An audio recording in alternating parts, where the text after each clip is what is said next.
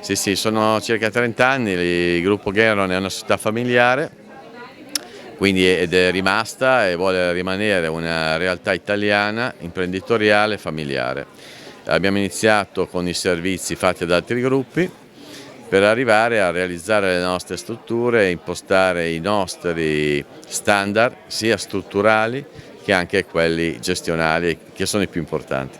A livello strutturale abbiniamo la cura alle persone con quella che è l'attenzione all'ambiente e al risparmio energetico. È importante la salute dell'uomo, la salute del pianeta, e quindi in questa struttura ci sono tutti gli accorgimenti tecnologici che oggi è possibile fare per risparmiare energia, contenere energia e creare un ambiente confortevole, quindi ricambi di aria, controllo costante delle temperature e dell'umidità. E questo è tutto, c'è dietro tutto un lavoro di standardizzazione che ci ha portato ad essere un riferimento a livello nazionale. Sì, un grande traguardo, grazie a tutti quelli che hanno lavorato insieme a noi sul territorio, sono stati davvero molto bravi.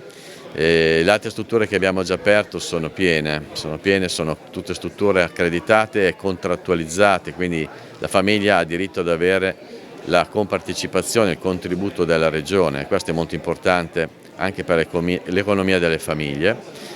Questa è la quarta, stiamo ultimando i cantieri a Maserà di Padova, quindi a sud di Padova, a Frassinelle, a Rovigo.